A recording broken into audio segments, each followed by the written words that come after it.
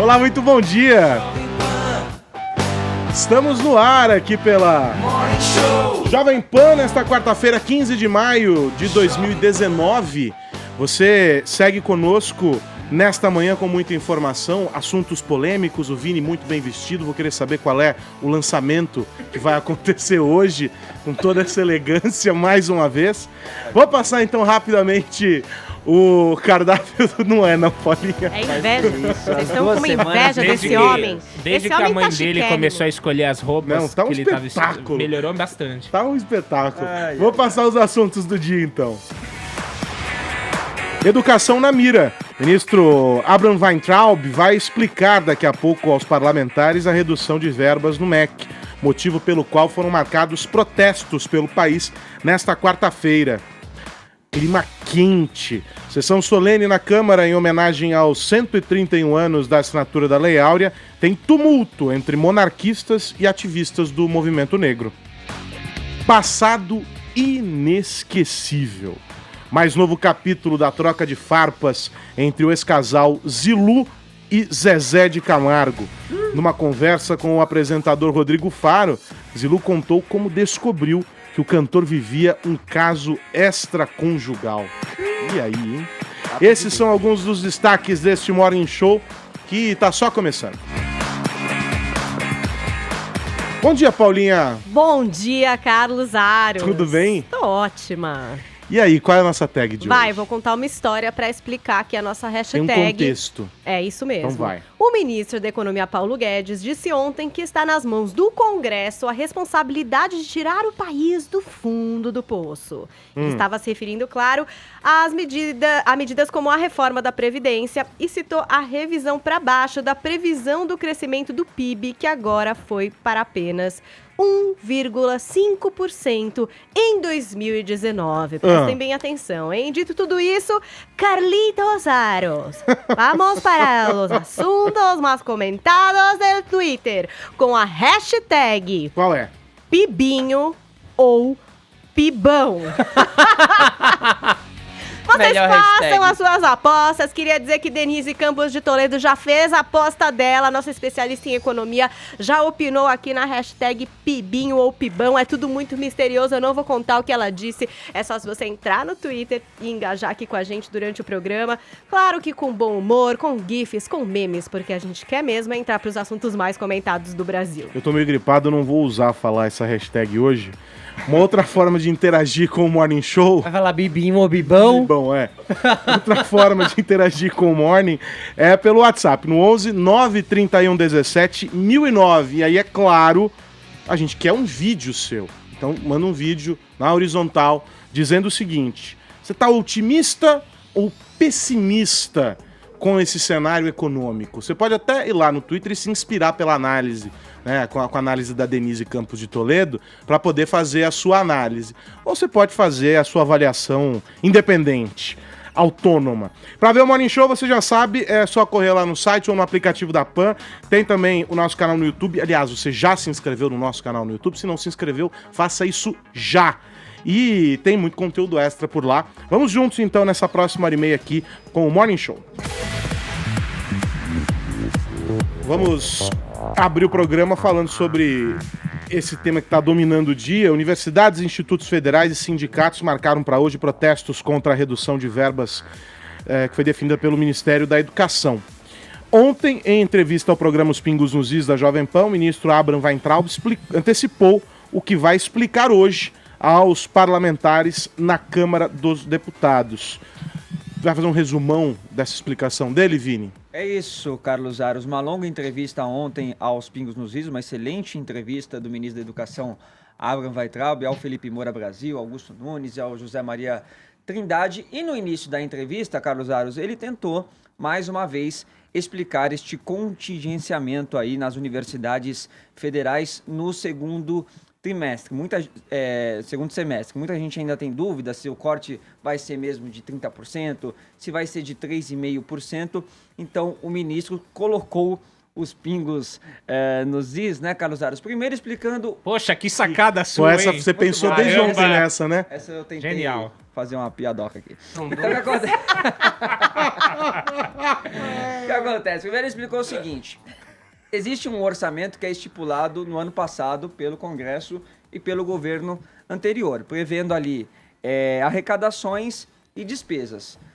O governo atual ele recebe essa previsão e quando você vê que os números não podem fechar, podem não se concretizar, você tem que segurar algumas despesas, que é isso que todos os ministérios vão passar aí pelo governo atual. Porém, as despesas obrigatórias não serão mexidas, como aquelas que envolvem, por exemplo, folha de pagamento.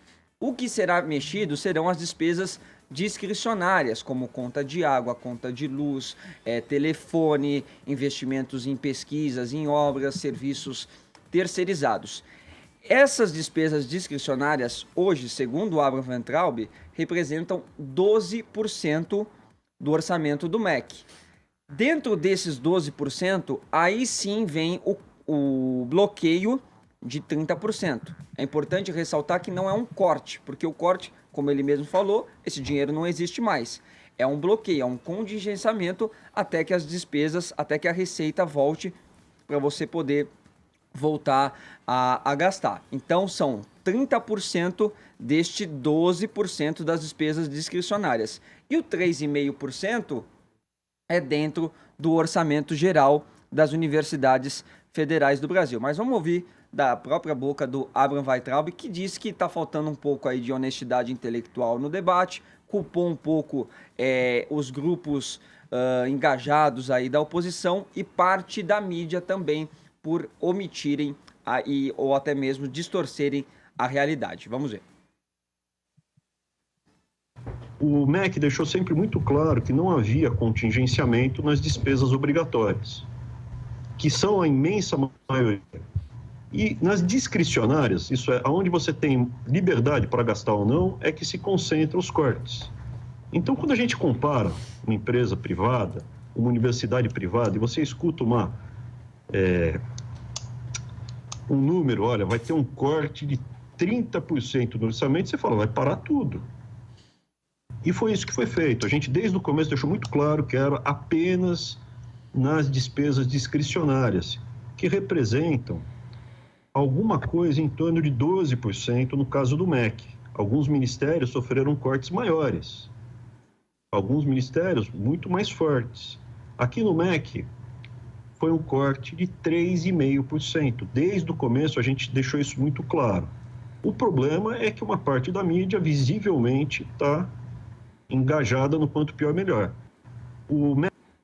Pois é, Carlos Ares. Então ele falou até que recebeu mais de 50 reitores e ele falou assim, nós estamos abertos aqui para que os reitores venham, apresentem as contas, caso eles tenham mais dificuldades para poder pagarem, para poder fechar o orçamento deles. A gente pode reavaliar, falar com o Paulo Guedes, que está com o controle deste contingenciamento e que as universidades têm essa autonomia para conduzir também essas despesas discricionárias. Ele falou, por exemplo, ninguém aqui reclamou de que vai faltar água, luz, telefone.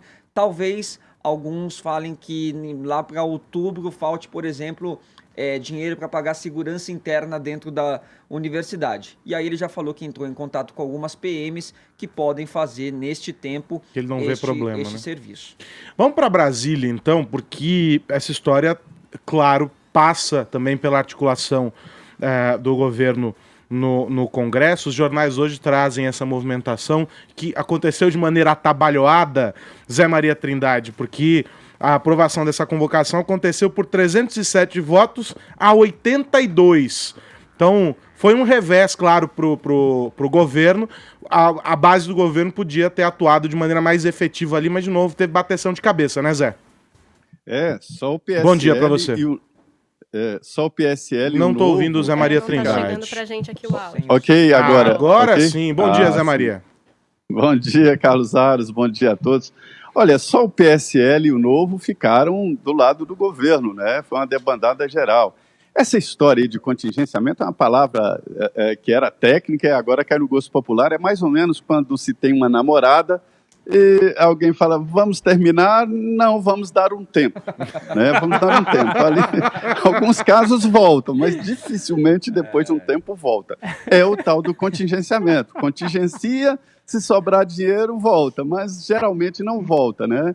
E o Ministério da Educação, Carlos Aros, é um ministério forte aqui na Esplanada, tem orçamento e tem uma capilaridade muito grande, né? Manda dinheiro para todos os estados e municípios.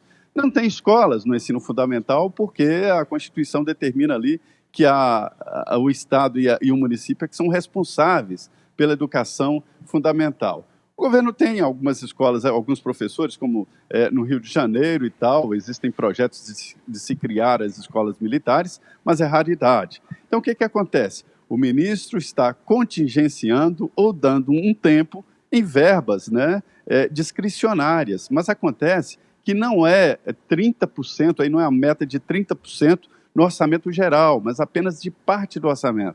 O governo gasta 10 bilhões de reais com as universidades, e só para funcionar. Fora disso estão os aposentados, né, pensionistas, aposentados, e os salários. Ninguém nem fala em mexer nisso, isso aí não se pode mexer. Salário e aposentadorias, isso aí é fixo, né? Então, é essa porcentagem. Agora, veja bem, esta convocação, vou repetir o termo, convocação, não foi convite, foi aprovada rapidamente numa movimentação do Centrão que, quando tem o apoio do PT, do PDT e do PCdoB, vira maioria na Câmara. E aí mostrou claramente que o presidente Jair Bolsonaro só tem ali o PSL e o Novo de vez em quando se trata de um assunto assim.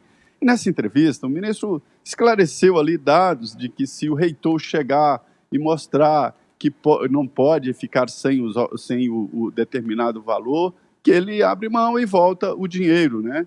E interessante é que ele falou que um dos principais argumentos seria falta de dinheiro para a segurança, que é terceirizada nas universidades. E aí ele diz, é só chamar a polícia. Ele determina, né? Houve dificuldade de segurança, chama a polícia militar, chama a polícia. Mas os reitores e os alunos não querem a presença da polícia nesse novo território que se criou dentro do país, que é o território, o campus universitário, né? Essa é uma velha discussão, esse aliás. É o debate e olha, no Congresso dizem que esse discurso do governo acabou reativando lutas antigas, inclusive ressuscitando a UNE. É um debate político, é uma luta política. Obrigado, Zé Maria. Você vai acompanhar por aí as explicações do ministro aos parlamentares e a gente vai contando essa história aqui na PAN. Um abração. Perfeito, obrigado, bom dia. Agora, o Caio, ele estava um pouco ansioso aqui e tal, você está querendo sair porque você vai para as manifestações, é isso? Mas você tem que ficar aqui até as 11h30, tá, Caio? Pois é, né? Só posso aderir à greve depois do trabalho. Depois das 11h30 você está livre para ir manifestar. Eu sou um grevista não exemplar. Aliás, nesse sentido, eu recomendo aí o comentário do Alexandre Borges, hoje no Jornal da Manhã.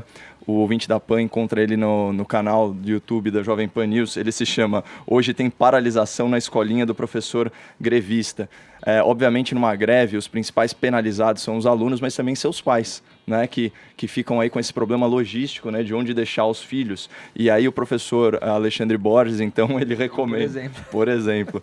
O professor Alexandre Borges, ele recomenda algumas atividades aí extra sala de aula para serem discutidas depois com os professores. Então, na área de matemática, os alunos podiam estudar um pouquinho do rombo da Previdência, né, para depois irem discutir com seus professores. Em história, eles podiam falar das épocas em que o Estado brasileiro quebrou, especialmente o governo Sarney. E em biologia, podia falar aí da longevidade, da taxa de natalidade do povo brasileiro, de como ela evoluiu, por que essas regrinhas têm que mudar. Aliás, eu estava ouvindo uma palestra, já que o Zé Maria falou no Partido Novo, do deputado estadual, o Daniel José, e ele comentou que o absenteísmo chega a bater 30% na rede pública, né? Ou seja, de cada 10 aulas, 3 não são oferecidas pelo professor titular. Aliás, faltam estudos aqui, já que o Brasil se especializou tanto nas ciências humanas, né, fazendo uma correlação entre normas trabalhistas, Aros, e o aumento de atestado médico. Né? É incrível, é uma epidemia de dor nas costas no ensino público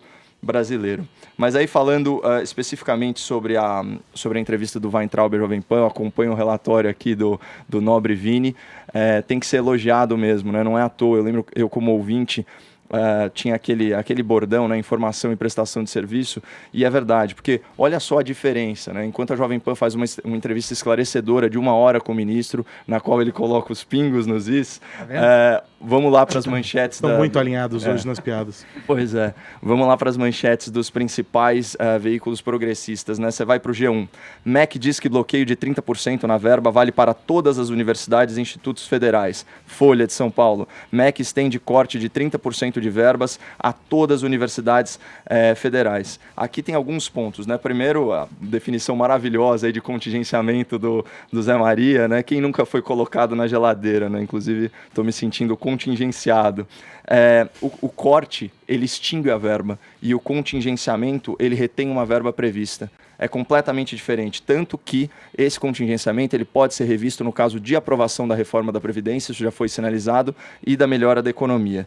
E também a outra questão que é matemática, né? Se você tem um contingenciamento de 30% sobre as verbas, vamos dizer assim, discricionárias, que é só de 12%, a gente está falando de 3,5%, 3,6% da verba total. Significa, e trocando em miúdos, Aros, que para cada R$1.000, para cada R$1.000 previstos no orçamento, a universidade tem que economizar em média R$36. Não é grande coisa. E tem outra agravante aí nisso. A situação atual do primeiro semestre é de um contingenciamento já de 20% dessas verbas. Ou seja, de cada R$1.000, a universidade já está economizando 24. Então, é só um acréscimo de R$12 ou percentualmente de 1,2%. Então, é bem menos drástico que esse suposto corte radical e ideológico que está sendo ventilado na mídia, de 30% na educação, que fica parecendo um caos. Eu convido aí, como uma última recomendação, o ouvinte da PAN, a acessar o infográfico do jornal O Globo, com o ano base de 2016. É só dar uma googada e escrever raio-x do custo por aluno nas universidades federais. Você vai ver lá que o custo por aluno do ensino superior federal é de R$37 mil, mais de R$3.000 por mês. A universidade recordista, até eles reclamaram, aqui eu estou citando a fonte, então vai reclamar com o Globo, o pessoal da Unifesp, R$81 mil por aluno. É inacreditável. E aí, quando a gente pega os números do Fundeb, né, de financiamento do aluno nos primeiros anos do ensino fundamental, esse valor é de R$3.200 por ano. Então, o que a Universidade Federal está gastando em média por mês, a gente não gasta por aluno por ano. Então, essa faz parte da inversão de valores que tem que ser corrigida e nesse sentido, eu acredito que o Ministério da Educação está no caminho certo. Vamos virar a página então, porque temos mais assuntos aqui na fila. Paulinha, contigo agora, hein? Quero falar sobre essa professora de ensino técnico, Joana Dark Félix de Souza, que se tornou conhecida por causa dos seus dotes acadêmicos e da sua história de superação. E ela ia virar filme, ou vai virar filme, não sei, a história está meio confusa. Queria que você explicasse para nós o que está rolando com ela, Paulinha.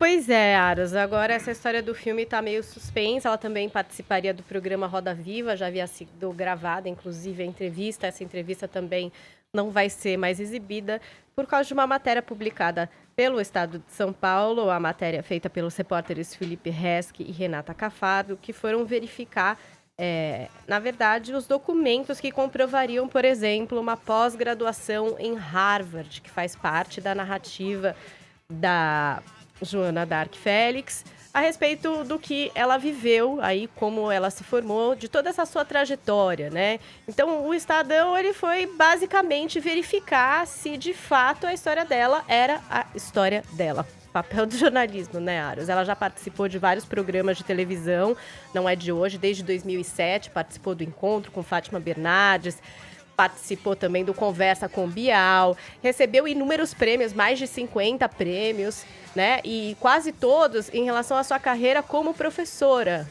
Ela é pesquisadora também, mas como professora. Bom, e aí o que foi descoberto nessa averiguação aí do Estadão é que, primeiro, ela não teria ingressado na faculdade aos 14 anos, como faz parte da narrativa dela em diversas palestras, inclusive nas presenças aí nesses programas.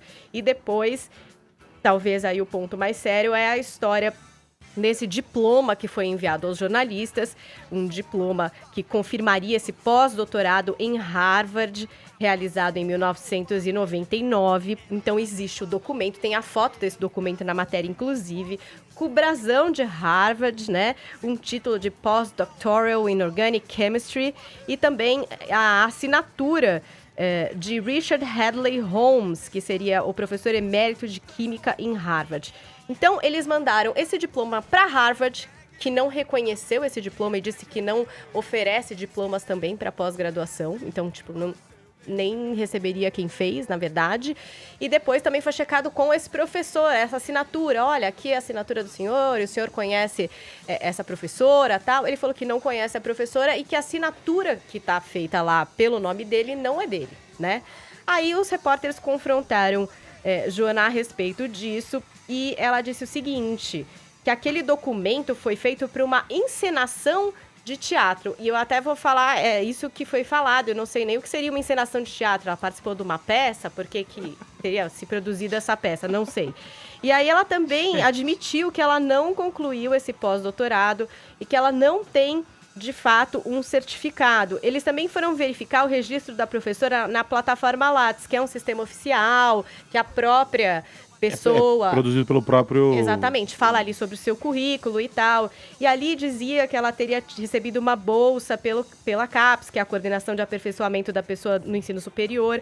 Os repórteres também checaram isso, não existe o nome dela no recebimento de nenhuma bolsa para fazer pesquisa no exterior. E a própria admitiu que, na verdade, as pesquisas dela eram todas feitas no Brasil, Aros. Então, várias incongruências de histórias já contadas. Inclusive, eu até peguei um trecho da entrevista que ela deu para o Bial, onde ele pergunta exatamente sobre esse momento em que ela teria ido estudar em Harvard. Vamos conferir a resposta da Joana. E como é que você foi parar nos Estados Unidos, hein, Joana? Foi depois... Foi depois, no doutorado, eu tive um convite para fazer o pós-doutorado em Harvard. Aí eu fui fazer o pós-doutorado lá. E você podia ter ficado nos Estados Unidos, porque é uma carreira acadêmica dessa brilhante. Esse era o objetivo. E aí aconteceram coisas na sua vida pessoal. Ficar nos Estados Unidos. Aí quando eu estava com 1 ano e meio, mais ou menos, aí faleceu, em um mês, faleceu a minha irmã e faleceu meu pai. E aí minha mãe ficou muito doente e eu terminei, né, o pós-doutorado e acabei voltando para Franca. Bem triste, porque não era aquele destino, não era aquilo que eu tinha feito ali, todo o cronograma para minha vida. Então, daí ela disse que ela realmente foi, morou lá, se formou, aí depois corrigiu agora para a reportagem do Estadão dizendo que ela fez à distância e aí, enfim, é uma grande confusão, Aros. Até o diretor do filme foi questionado, a própria Thaís Araújo está sendo questionada, né? Ela que iria protagonizar esse filme e acabou recuando por não ser negra retinta, abrindo a vaga para uma outra pessoa. O diretor disse que acha prematuro falar alguma coisa, que eles estavam em início de apuração a respeito da vida da professora para poder produzir esse filme e que prefere falar com ela ainda para entender o que aconteceu, que história é essa. De todo modo, ela confirmou ao Estadão tudo que a apuração tinha mostrado. Né? Eu só vou concluir agora no que eles apuraram de verdade, né? Que a Joana cursou, de fato, graduação, mestrando e doutorado na área de Química na Universidade Estadual de Campinas, fez pesquisa, sim, na área de produção de couro ecológico, reprodução de pele humana artificial para transplante, recebeu mais de 50 prêmios, continua palestrando. Mas tudo aqui no Brasil. Exatamente, tudo aqui no Brasil, vinculado à Unicamp. Até o comunicado do Roda Viva, através do Ricardo Lessa, que é o apresentador, acho que resume um pouco do sentimento de muita gente, que é o seguinte, é uma pena, a história dela já seria bonita o suficiente se não tivesse aí essas coisas que eu imagino que sejam essas incongruências. E no perfil oficial, que não é verificado, mas que está lá no Instagram da Joana Félix, onde ela publica as participações dela e tal, tem uma nota de esclarecimento. E ela diz aqui nessa nota que o Estado de São Paulo, uma jornalista do Estado de São Paulo, está denegrindo minha imagem. Não sei o motivo. Tudo isso a partir da divulgação do filme. Será que essa jornalista e o veículo de imprensa ao qual trabalha já fizeram algo pela educação? Será que já retiraram algum jovem da condição de vulnerabilidade social? Daí ela diz que tudo isso vai ser apurado por um advogado. E aí ela coloca o seguinte, olha... Estão achando que os negros ou negras não podem estudar, não podem ser doutores, não podem desenvolver pesquisa de ponta? Tudo isso em pleno século XXI. Não tenho pós-doutorado concluído e, por isso, não tenho diploma de pós-doutorado e muito menos diploma falso. Também não fui aluna efetiva da Universidade de Harvard, porque o trabalho foi desenvolvido à distância. São os projetos de pesquisa que muitos já conhecem. E aí ela coloca essa questão assim, ó, os negros podem e somos livres para estudarmos, somos livres para sermos doutores, somos livres para desenvolvermos pesquisas, somos livres para recebermos prêmios, ou seja, somos livres para tirarmos a cabeça do buraco. Infelizmente, se incomoda muita gente. Mas eu li a matéria do Estadão e não reparei, posso estar enganado, preciso ler de novo, não vi nenhuma referência ao fato de ela ser negra. A matéria se atém única e exclusivamente ao currículo dela. Aspectos técnicos. E a história dela, né? Desse certificado, principalmente, eles até fizeram uma checagem com internos de Harvard para entrarem no sistema, ver se encontravam alguma coisa. E me parece que ela também assumiu aí que esse diploma é algo feito para uma encenação de teatro. Isso eu também não entendi direito. Enfim. Então, são todos os pontos aí que a gente tem até agora. E aí, fala, Fefito. Eu não sei nem muito o que falar, porque eu acho muito triste me deparar com esse tipo de notícia, na verdade. E não é possível que esse tipo de notícia apague uma carreira tão brilhante quanto a dela, porque, de fato, ela contribuiu muito para pesquisas, continua contribuindo. A história dela já seria muito bonita não houvesse essa mácula. Concordo com o que o comunicado disse. Quanto ao que você falou, Aros, às vezes não precisa citar a negritude de alguém para entender o porquê de algo ser feito a partir de questões raciais. Digo isso por um motivo muito simples. Há 2 semanas, a Joana d'Arc virou notícia de fato, porque a Thaís Araújo declinou do convite para atuar no filme em homenagem a ela por achar que ela não era negra retinta o suficiente, que poderiam achar que havia um clareamento na personagem ao a Thaís, que é uma negra de tom mais claro, atuar. A Thaís, então, trouxe à baila esse filme. Então, o filme entrou no noticiário por questões raciais. A Joana d'Arc entrou no noticiário por questões raciais. Muito provavelmente foram atrás do currículo dela por questões raciais. Isso invalida o que foi apurado? Não invalida. Mas a gente tem que pensar o que levou a essa busca, porque muito provavelmente a gente talvez tenha pesquisadores brancos e homens e mulheres e etc. que possam estar, inclusive, em situações ainda mais mentirosas e que não são investigados. A gente tem que só entender a motivação. Eu não tô aqui para defender mentira nenhuma, eu acho que essas coisas têm que ser apuradas de fato. Eu acho que a justificativa dela tem que ser reapurada nesse caso, se houve mesmo um curso à distância, se isso foi mesmo feito. Porque é inegável a contribuição dela para a ciência, gente. O próprio Estadão checou todo o doutorado dela. Mas o Estadão não apaga isso. Não apaga o Estadão mesmo, ele vai em busca de algo que ela entregou para o jornal. O que eu tô propondo aqui é que, se ela disse que tá faltando esse pedaço de apuração, de que ela de fato fez o curso, só que a distância, etc., então tem que haver uma nova reportagem para dizer se fez ou não. A apuração não pode acabar, porque a gente tem que também matéria foi publicada hoje, vamos ver se vai suitar e etc. Mas agora, a Joana d'Arc precisa... de todo modo... Agora a Joana d'Arc precisa explicar, só para finalizar, precisa explicar de fato porque o diploma era falso. Que história de teatro é essa? Seja mais clara nesse sentido, Joana d'Arc. Fala, Vini. E quando você traz uma formação como essa também, envolvendo Harvard, traz uma curiosidade maior. É óbvio. E eu acho que esse foi o objeto também da apuração jornalística, mais do que a cor dela. Exato. Fala. Se criticar a doutora Joana d'Arc fosse preconceito, eu seria um tremendo racista. Eu não sou psicólogo clínico, né, mas o diagnóstico aqui ele é evidente. A gente está diante de uma psicopatologia.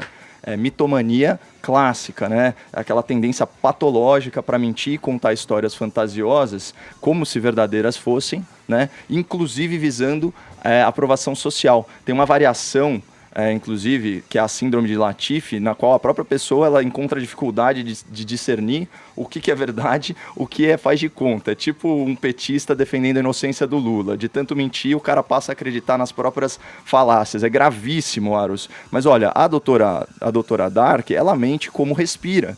Isso aqui são fatos. Mentiu sobre a data de ingresso na universidade. A suposta prodígio de 14 anos que ingressou na faculdade, segundo a Unicamp, inicia o ensino superior regularmente aos 19 anos. Mentiu sobre seus estudos em Harvard. Mentiu sobre a sua residência em Cambridge. Mentiu sobre o diploma do pós-doutorado, forjando o documento e as suas respectivas assinaturas, entregando como se verdadeiro fosse. E mentiu sobre a sua bolsa no CAPES, que ajudava a corroborar essa história. Então, de mentira em mentira, essa professora, ela galgou status profissional e social. E tem uma frase muito importante nessa matéria do Estado, diz o seguinte, abre aspas, a maior parte dos prêmios, palestras ou entrevistas, entretanto, focam na história de vida da professora, não na sua contribuição científica. Certo? A Paulinha falou, são dezenas e dezenas de prêmios. A ponto da Globo Filmes anunciar uma película sobre a biografia dela, né? Que seria protagonizada, imagina só, por uma expoente da lacrosfera do Projaquistão, que é a Thaís Araújo.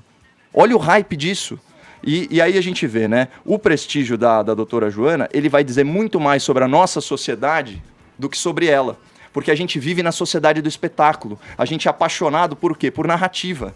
Né? Isso é pós-verdade, em que o fato em si importa menos do que a percepção emocional sobre esse fato. A maioria das pessoas escuta o que quer ouvir.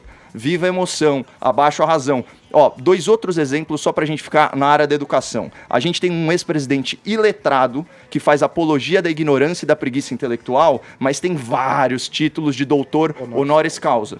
A militância aplaude.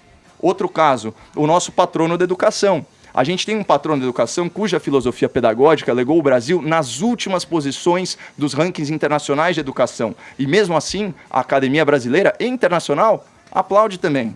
Então, voltando aí para o caso da Joana d'Arc, os formadores de opinião, eles queriam acreditar na narrativa fantasiosa dessa professora. Por isso que durou tanto tempo. Porque isso validava a pré-concepção política e social que esses formadores de opinião, esses elitistas, tinham do mundo. Inclusive os responsáveis por checar as informações. Aliás, Paulinha, a gente tem de fato mesmo que parabenizar o Felipe Resch e a Renata Cafardo por essa matéria de jornalismo investigativo. Só que tem, né, o silver lining, né, vamos dizer, o lado positivo, a metade cheia do copo aqui, que é o seguinte, a Globo Filmes agora tem uma oportunidade de ouro nas mãos, porque o enredo ficou muito, mas muito mais interessante. É só narrar os fatos reais, os fatos corretos, não o que é politicamente correto. Agora, eu quero ver qual atriz global tem coragem de protagonizar um filme em que a personagem negra não é só a heroína que tem coisas positivas na biografia, mas também é uma fraude. Bom, vamos aguardar os desdobramentos dessa história. Tem muita água para passar embaixo dessa ponte.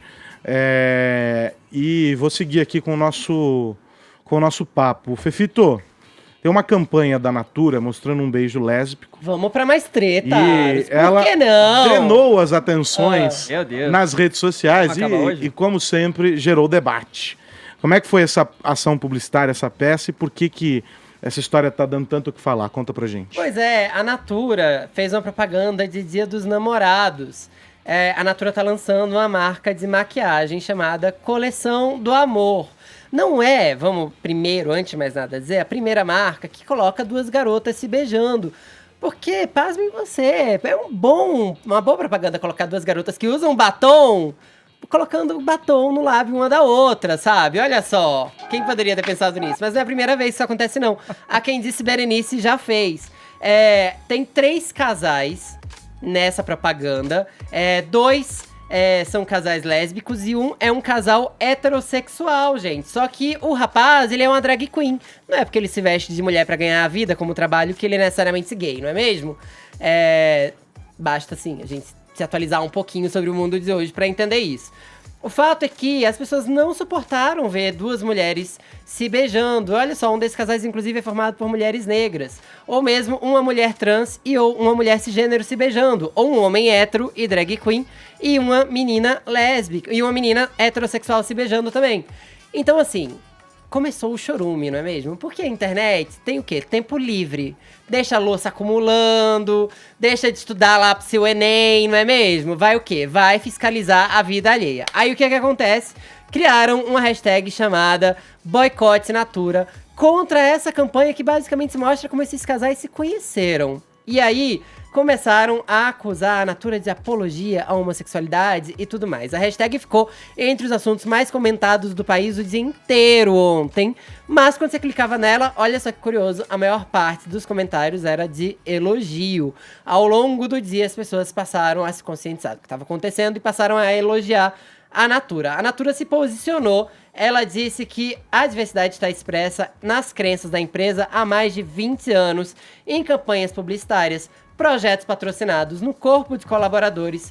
Como lema, no amor cabem todas as cores, a nova coleção de maquiagem Faces reforça o apoio da marca à causa LGBT, incentivando o orgulho de ser quem é e amar quem quiser. A gente tem que lembrar também o contexto de uma época, porque a gente está chegando perto da época de parada LGBT. Então ainda faz sentido, enquanto mercado, a propaganda. As pessoas começaram a acusar de apologia à heterossexualidade, à homossexualidade. Mas sabe o que é o mais louco pra mim?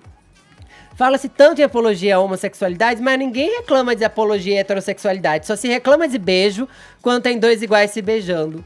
Eu nunca reclamei da apologia à heterossexualidade, que eu sofri minha vida toda e deu no que deu. E aí, Paulinho? Eu acho que cada um beija quem quer. Quem quer comprar por esse produto, compre. Quem não quiser, não compre. Parem de encher o saco. Eu acho que chega disso, gente. É isso. Vamos aceitar. Tem mulher que beija mulher, sim. Tem cara que beija cara, sim. E é isso. As marcas estão se associando a isso para trazer uma realidade. Não é o contrário. Não tá querendo impor agenda, porque é o que todo mundo fala, que as pessoas querem impor uma agenda. Não. É a realidade dos fatos, das coisas, dos consumidores da Natura, provavelmente, porque a empresa também não dá ponto sem nó, eles devem saber quem é o público deles, e eles estão falando com essas pessoas. Se você é do tipo que tá na hashtag do boicote não se identificou e nem usa a Natura, você é mais chato ainda, entendeu? Tipo, porque tem essa pessoa ainda, que nem usa Natura na vida, mas tá lá nessa hashtag porque acha que tem alguma coisa a dizer, porque tem que participar. É, só reclama do amor quem não sabe amar direito, gente, porque não tem nada de ofensivo nessa propaganda. E, aliás, vamos parar pra pensar, a gente passa a vida inteira vendo várias propagandas de casais heterossexuais e ninguém reclama. Tem uma propaganda que mostra alguns casais LGBTs e isso vira motivo de gritaria. Aliás, tá na hora das pessoas superarem. Eu vou dizer aqui de novo. Gays, lésbicas, transexuais existem. Lidem com isso. Parem de usar a vida dos outros, a vida íntima dos outros como cortina de fumaça, como problema. Tudo vira clique agora, porque todo mundo tem alguma opinião sobre a sexualidade dos outros. Cada um sabe o que faz da vida, pelo amor de Deus. Caio, pra gente fechar aí pro break. Rapidão, né? Ó, eu não vejo problema nenhum em você prestigiar a relação heterossexual, até porque ela é fundamental para a perpetuação da espécie. Então, dito isso, essa propaganda, pessoalmente, não me agride em absoluto. Agora, a gente tem que fazer aí um esforço para entender da onde que vem essa polêmica, né? O que a gente tem aqui é uma naturalização, né, da homoafetividade, uma coisa quase sem precedentes, no sentido de que aqui existe uma hiperrepresentação. E é isso que choca. A população homossexual na sociedade, ela ainda é uma minoria. E aqui ela tem um protagonismo absoluto numa peça... Saiba, Caio. Muito bom, bebê. É bom, que eu saiba ainda é uma minoria, excelente. Que eu saiba ainda é uma minoria. E aqui a gente está diante do que a gente já discutiu essa semana, né? Que é o marketing de comportamento. Ele não é necessariamente comprometido com a realidade dos fatos ou a realidade social, mas é aquela realidade idealizada por quem elaborou essa campanha, né? E está muito ligada também a uma visão política progressista, que é o quê? Você adiantar a pauta dos costumes, levar ele para a vanguarda na qual você acredita que a sociedade tem que ser direcionada. No final das contas, eu fico com a Paulinha, o melhor regente dessa relação são as decisões voluntárias das pessoas e a tal da mão invisível do mercado que vai falar para a Natura se eles acertaram a mão ou não. Vamos então virar a página, mas antes de a gente sair pro break, fazer a nossa parada, quero lembrar você sobre a campanha Jovem Pan pela Reforma da Previdência, hoje com o depoimento do presidente da ABINE, Humberto Barbato. Vamos ouvi-lo. Olha, eu entendo que a reforma da Previdência ela é fundamental, não só pelo lado fiscal do governo, para que possa se resolver uma série de problemas de contas públicas, mas ela é fundamental para que a gente possa ter novamente uma previdência confiável, porque no momento atual ninguém sabe exatamente por quanto tempo ela vai subsistir da forma como nós estamos vivendo. Além do que, ela, além de dar uma nova injeção de confiança na economia do país, ela também vai gerar uma melhor, um equilíbrio melhor no sentido de justiça, porque na realidade nós temos brasileiros hoje de diferentes categorias. Então há necessidade de se promover essa reforma, afinal, as leis também envelhecem. Assim como nós temos que inovar nos produtos que nós lançamos para o consumidor, assim também uma série de leis devem ser modificadas para se adaptar ao novo momento que a gente vive, enfim, aos novos costumes que a gente vive e ao próprio fato de que, felizmente, a expectativa de vida do brasileiro está subindo. Então há uma necessidade, sim, de uma reforma na Previdência por todos esses aspectos. Pelo aspecto econômico, pelo aspecto fiscal, pelo aspecto de justiça social. Enfim, há necessidade de uma renovação. Morning Show. De volta aqui com o Morning Show pela Jovem Pan. O nosso convidado de hoje é o cego mais engraçado e popular do Brasil. E é por isso que ele está sempre envolvido em projetos legais. Amanhã, por exemplo, ele está no Comedians Club, aqui em São Paulo, às 9 da noite, com um show. Geraldo Magela, seja bem-vindo ao Morning Show, tudo bem? Obrigado, prazer estar aqui e sempre ouvindo vocês lá em BH, a Jovem Pan, que agora também é TV. Quer dizer, pra mim continua sendo rádio. Mas eu acho muito bacana. Tá sensacional a programação. Um abraço ao Fefito. O Fefito, ele já tava falando assim, Magela, eu tenho uma voz muito aguda. Aí eu já fiquei memorizando, que já imaginou. Danilo Gentili entrevistando o Sérgio Moro e o Fefito. Nossa, que tríade! Uma palhinha do Anderson Silva. Fefito ia adorar. Só agudo, né? Não, mas é verdade, eu já saí pedindo desculpa, você tem uma audição mais apurada do que a gente. Mas eu já vou tacar uma pergunta se ajusta pra você. É verdade que tem gente que acha que você não é cego? Muita gente. A pessoa chega e fala, você é cego mesmo? Eu falei, sou. Fala, que legal! É muito legal, é ótimo. Quem, né? É porque como eu já enxerguei um pouquinho, eu tenho assim, eu tenho uma memória visual, mesmo tendo enxergado muito pouco. E assim, a questão de direção, de cores, então eu acho que eu tenho uma facilidade. Porque quando eles pensam em cego, eles acham que o cego só fica com a cabeça para cima, ou com os olhos fundos, feio. Então, eu acho que é por causa disso, né? Mas que bom que as pessoas esquecem que eu sou cego. Ô, Magela, mas no meio dessa dúvida, tem também gafes que são cometidas aí com você, né? Não, isso acontece em casa. A minha mulher, outro dia, eu perguntei, onde é que tem queijo? Não, vai lá na geladeira, tá num pote. Aí eu não achei, mas não tá aqui. Eu falei, no pote vermelho, da tampa vermelha. Eu falei, sim. Claro. Agora facilitou bastante, que eu também sou daltônico, então... Aí eu tiro sarro o tempo todo. A mulher foi me entrevistar em casa, falou assim, Magela, quando é que você adquiriu essa doença? Eu falei assim, foi numa liquidação no shopping. Black Friday. Eu cheguei na loja, você vende à vista? Vendo, me dá 2. Magela, você debocha da sua adversidade e conseguiu, inclusive, transformar isso aí em fonte de renda e, graças a Deus, muitas risadas para todos nós. Sim. Como que você vê a cultura da vitimização hoje em dia? Tem pessoa... Olha, se tem uma coisa que eu, quando noto, a pessoa, o cara não enxerga, tadinho, eu fico muito chateado, muito ofendido. Não tem que ter pena, ter dó. E as pessoas, por falta de informação, não se fez ainda uma campanha conscientizando as pessoas do potencial que o cego tem, que as pessoas que têm algum tipo de limitação tem. Então, tá a distorção do politicamente correto. Como é que eu vou falar deficiente visual? Meu Deus do céu, cego, vou ofender. Né? Eu falo sempre que o portador de deficiência visual, parece que a gente tá carregando droga, pode dar até medo de ser preso, né? Foi encontrado portando deficiência visual, humorista Geraldo Magela, 5 gramas em cada olho. Aí essas coisas eu fico chateado. Não tem que ter pena, não tem que ter dó. Tem que dar oportunidade e acreditar que a gente também, dentro da limitação que a gente tem, nós podemos fazer tão bem ou até melhor de quem tem 100%. E você tem vantagem, né? Você pode fazer piada de cego com propriedades e ninguém faz tão bem quanto você. Então, que eu já sou original de fala, fábrica. Eu já sou original de fábrica, eu posso fazer. E brincando, a minha apresentação e as palestras, brincando eu vou conscientizando as pessoas de me tratarem de maneira normal mesmo. E essas brincadeiras todas que eu falo que eles acham, que eles não podem ver um cego em pé que manda sentar, eles acham que a gente tem labirintite. É impressionante. Eu tô em pé, o ceguinho senta aí. Eu falo, não, eu tô bem. Não, mas senta. Não, mas eu tô bem, mas pode sentar. Só falta o cara falar, senta, cego, anda! Então, eu vou brincando e as pessoas já muitas vezes já falaram, Magela, eu agora já sei atravessar o cego na rua da maneira correta de ver você falar na televisão. Que bom que está sendo didático, está sendo bacana. Magela, e aí você falou de acessibilidade, por exemplo, atravessar as ruas e tal. Qual que é a maior dificuldade mesmo? Agora é colocar a cidade acessível, porque é impressionante. Eu não sei aqui em São Paulo, mas em Belo Horizonte as calçadas são todas adaptadas pra gente, né? Pra ferrar a gente.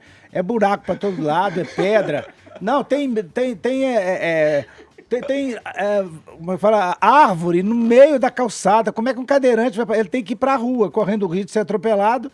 Então, são coisas tão simples de serem resolvidas e o pessoal não atenta para esse detalhe.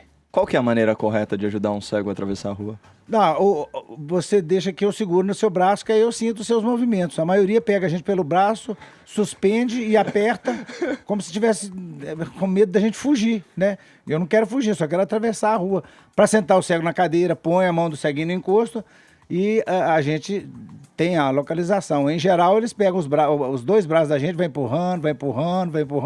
Eu vou dando ré. Aí eu preparo a bunda para um assento lá em cima, ele é lá embaixo.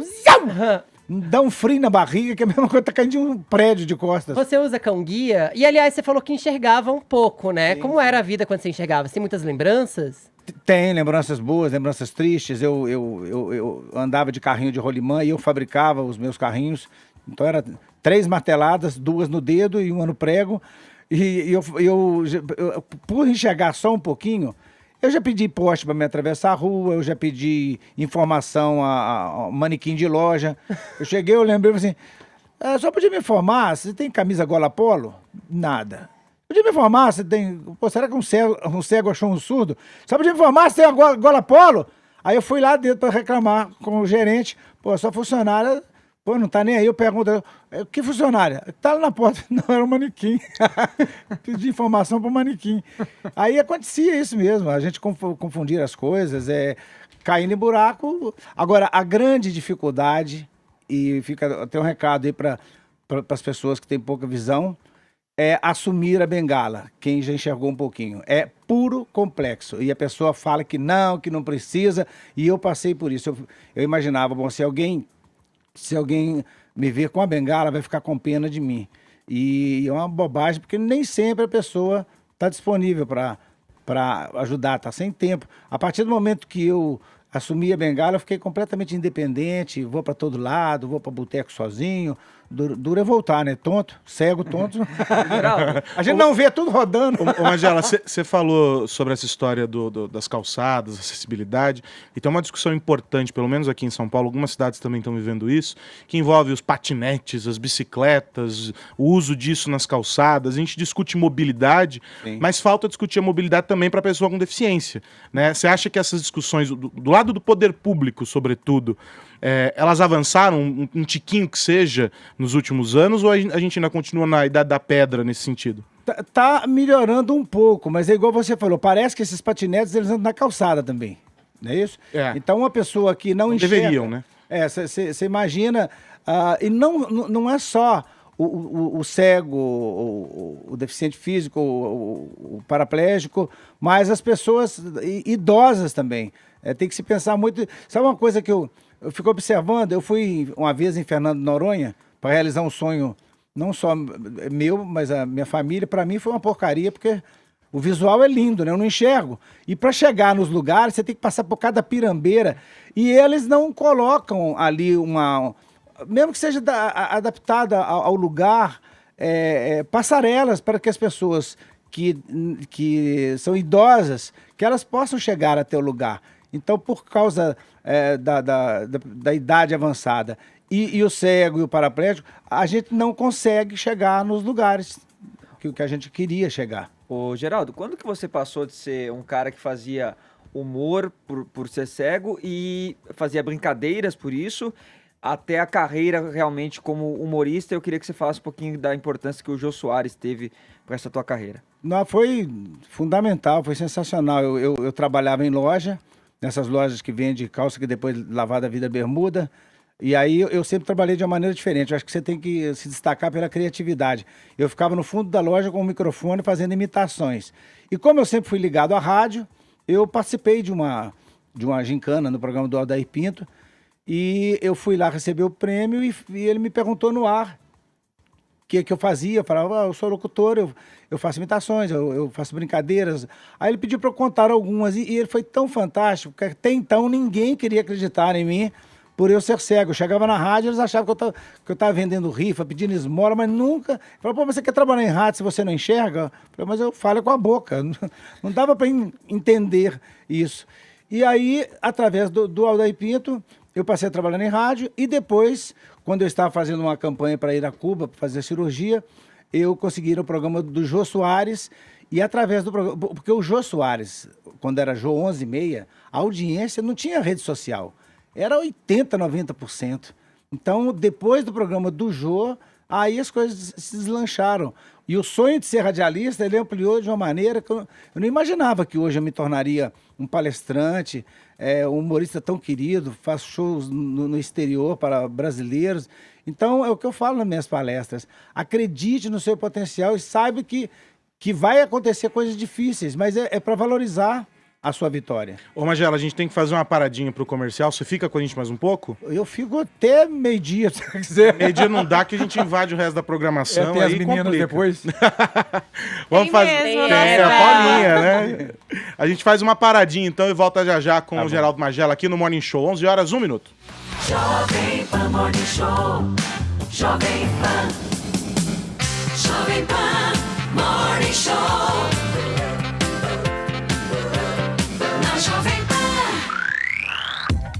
De volta aqui com o Morning Show, nesse bate-papo animado com o Geraldo Magela, que amanhã se apresenta no Comedians Club, aqui em São Paulo, às 9 da noite.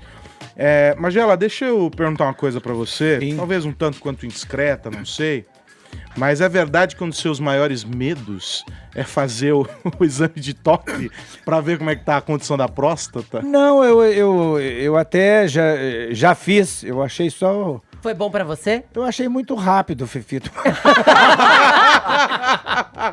Mas, inclusive no meu canal no YouTube, eu entrevistei um urologista, Magela Ceguinho, quem quiser me acompanhar, seguir o Ceguinho lá, tem muita coisa bacana. Aí ele explicou e eu conversei. Eu entrevistei pessoas na rua e entrevistei a secretária para saber dela a reação das pessoas, né, na sala de espera, quem que vai a primeira vez. Porque geralmente, quando você vai num consultório urológico, assim, um consultório médico normal, você quer ser atendido rapidinho, né? E agora no consultório de urologia é uma gentileza, uma habilidade. Não pode ir na minha frente se você quiser ir. Não, acho que nem vai dar tempo de eu ser atendido hoje.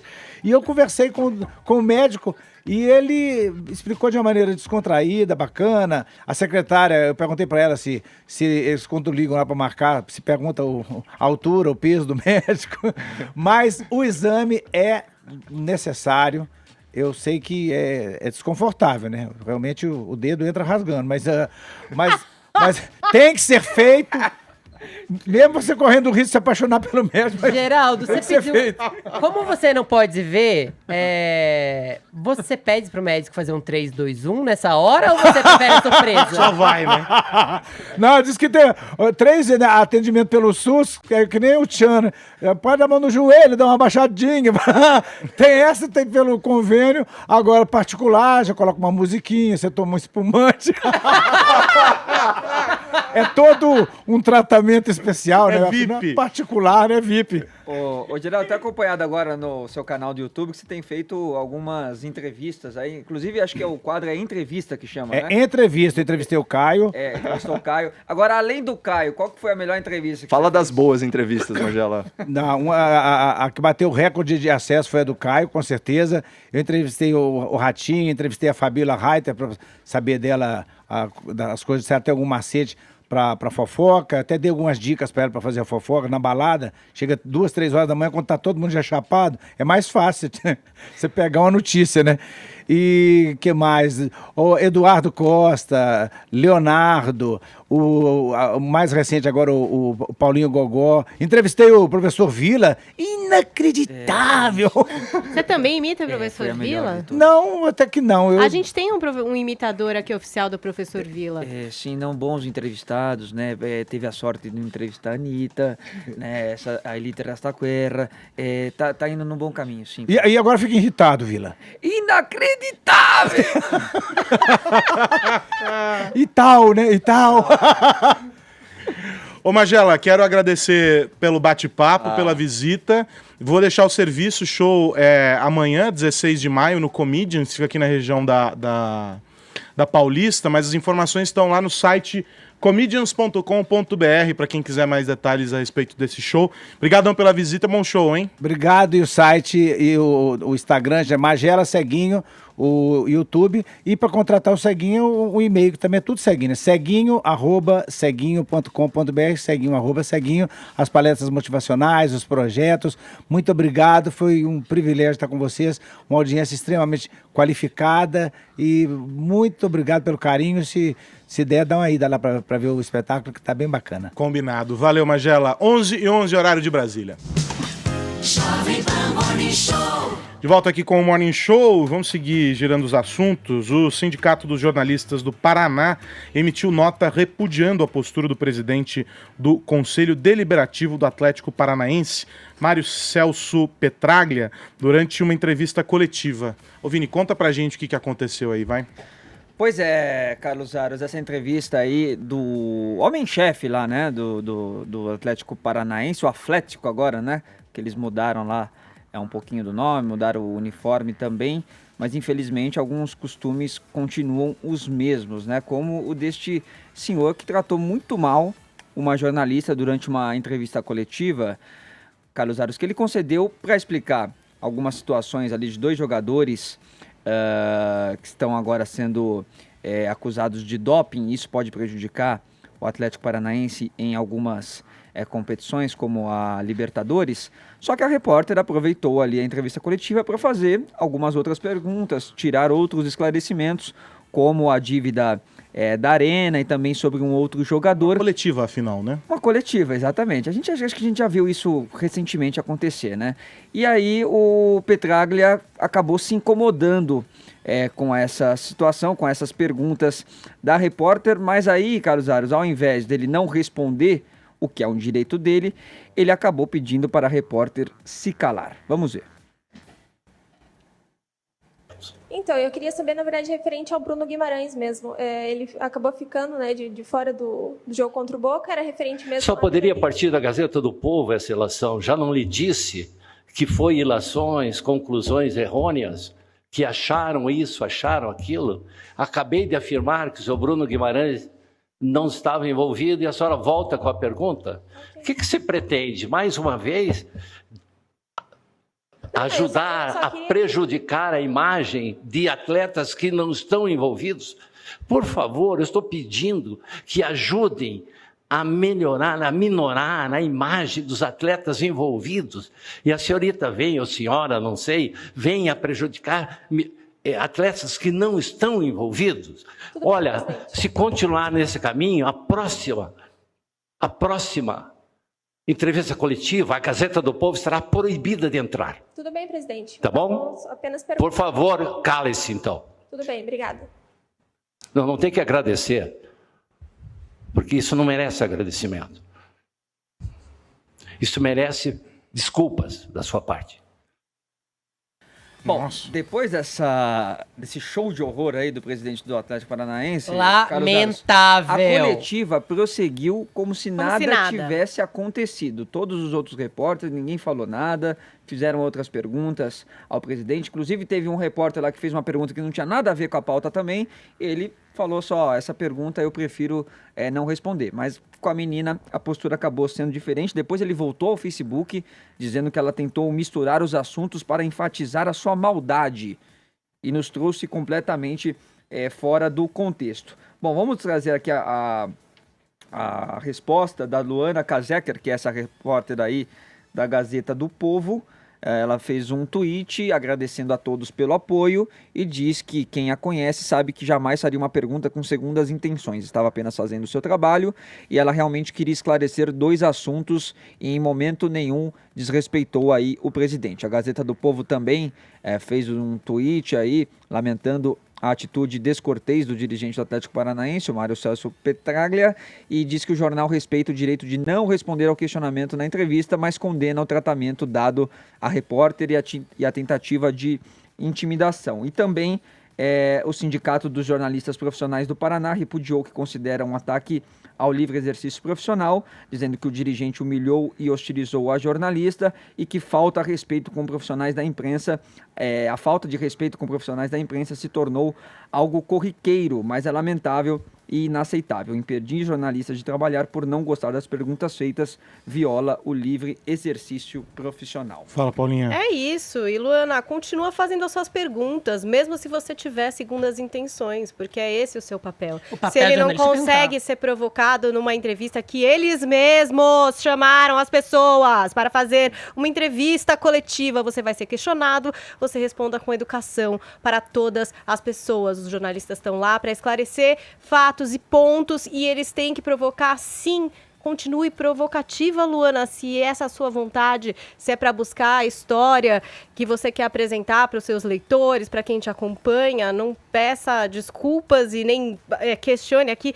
Quem me conhece sabe que jamais eu faria uma pergunta com segundas intenções. Você não fez nada. Estava fazendo o seu trabalho. trabalho. Você estava lá fazendo perguntas que tinham que ser feitas, estavam sendo feitas, inclusive, anteriormente. Sim. Então, assim, se esse cara é um destemperado, um mal educado e claramente machista, né? Porque com outros jornalistas teve uma condução diferente e chegou a dizer que ia proibir o veículo pro qual ela trabalha de participar de futuras coletivas, o que é ridículo, né? Que tempos são esses, né? Ele vai escolher os veículos para quem ele... Então chama uma entrevista exclusiva, não faz uma coletiva. Não faz um pronunciamento. Você escolhe para quem você quer dar entrevista. Uma nota oficial, então. Isso, fala, Caio. É difícil fazer um comentário imparcial, porque ele me atinge aí de 2 formas. Primeiro, com essa grosseria aí, inenarrável com uma mulher, né? E depois ameaçando de censura a Gazeta do Povo, que todo mundo sabe, é um jornal muito querido para mim, que se destaca não só pelo jornalismo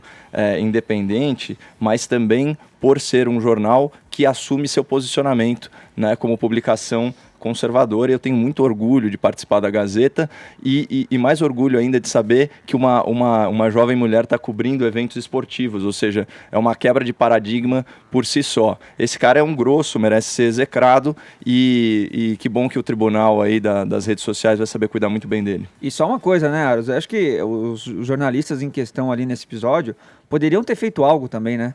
Poderiam ter simplesmente encerrado essa coletiva, ou terem se retirado do local, ou terem reforçado a pergunta da repórter, até como uma forma ali de ou mandar por favor, educação, ela tá fazendo o trabalho dela. Exatamente, sabe? Defender de alguma forma, né? Às vezes a gente critica a outra parte, mas a classe acho que tem que ser um pouquinho mais independente de ser o corporativismo ali, mas é o respeito com a pessoa que está trabalhando, claro, né? Como qualquer outra. Vamos virar a página aqui, porque um protesto marcou a sessão solene que homenageou os 131 anos da assinatura da Lei Áurea. Aconteceu ontem na Câmara dos Deputados. E a Vitória Abel resume pra gente como foi essa confusão. Vamos ver. A sessão solene na Câmara dos Deputados, que homenageou os 131 anos da Lei Áurea nesta terça-feira, foi marcada por tumulto e protestos. A lei que oficializou o fim da escravidão foi assinada pela Princesa Isabel em 1888. O ato foi marcado por protestos do movimento negro que não aceita o título de redentora dado à princesa. O deputado Luiz Felipe de Orleans e Bragança, do PSL, descendente de Isabel, presidiu a sessão solene e, ao discursar, relativizou a escravidão, argumentando que há registros da prática em vários momentos da história. A escravidão ela é tão antiga quanto a humanidade. É quase que um aspecto da natureza humana. É muito importante entender o que combate a escravidão. É muito importante entender o porquê que existe a escravidão no ser humano. O deputado ainda defendeu que a abolição só foi possível graças ao que chamou de consciência cristã, que prevaleceu na sociedade, ressaltando um protagonismo da igreja no processo. O deputado foi vaiado por manifestantes e o discurso foi interrompido por gritos de ativistas do movimento negro presentes no plenário.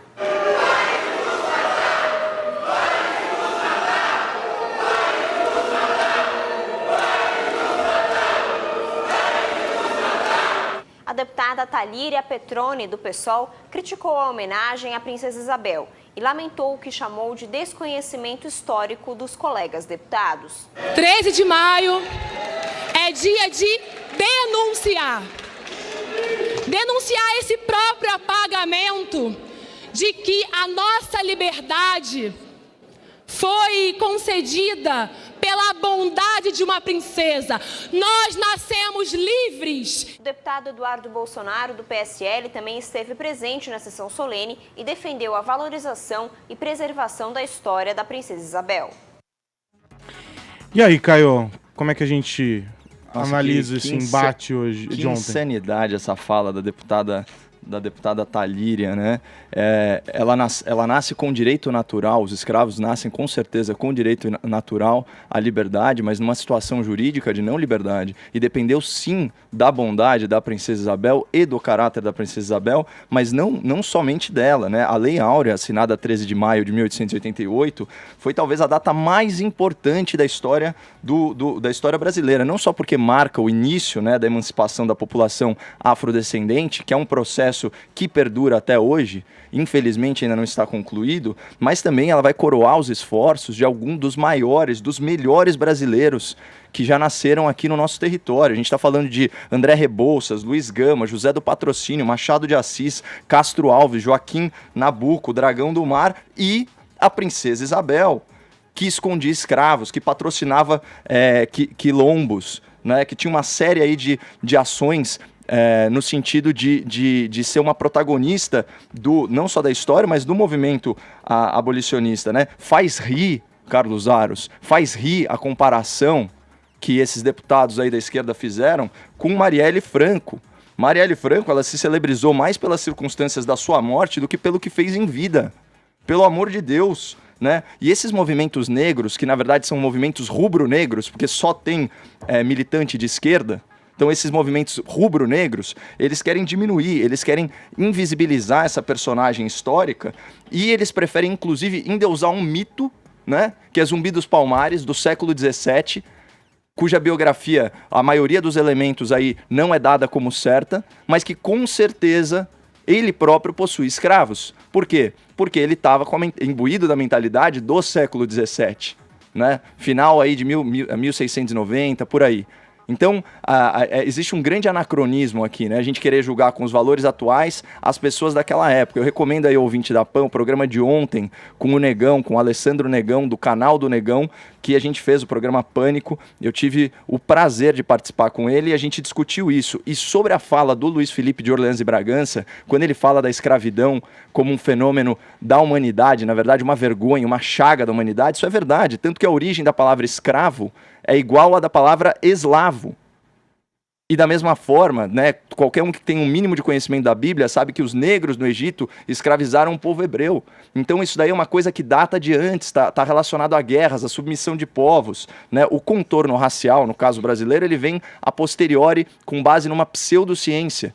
E é uma pena, porque isso, de certa forma, impregnou o nosso inconsciente coletivo. Agora, falar uma bobagem, que nem essa deputada federal, em plenário, falando que 13 de maio é para ser denunciado, 13 de maio é para ser celebrado. Isso é um revisionismo histórico burro. Burro. Fefito, temos 2 minutos para fechar o programa. Queria que você contasse a história do ex-casal, né? Pensei que você ia falar, Zilu temos 2 minutos para réplica. Porque acredite, eu teria muito a falar sobre o assunto. Mas vamos voltar a ele, Fefito. A gente volta a esse tema. Ao ex-casal Zilu e Zezé de Camargo. Qual que é a história? Você falou ontem no finalzinho do programa sobre isso. Pois é, gente. A Zilu deu entrevista para Rodrigo Faro no último domingo para falar, veja só você de novo, sobre a traição do Zezé de Camargo com a Graciele Lacerda, que é a atual namorada, ou melhor, mulher dele, já que eles já vivem juntos. Zezé de Camargo, inclusive, foi às redes sociais ontem dizer que começou tratamento de gravidez com a Graciele. Eles vão congelar os óvulos dela e tudo mais. E ele disse que é muito triste ver que a Zilu comentou isso. O fato é que, se você foi lá no meu blog, no jp.com.br/Fefito, você viu que a declaração da Zilu abriu uma nova crise na relação com o Zezé. Vamos rodar aí esse videozinho que a gente tem da entrevista dela para o Rodrigo Faro. Uma pessoa muito presente, como marido, como pai, em casa, muito caseiro e tal. Então eu não tinha como saber que tinha outra pessoa na vida dele.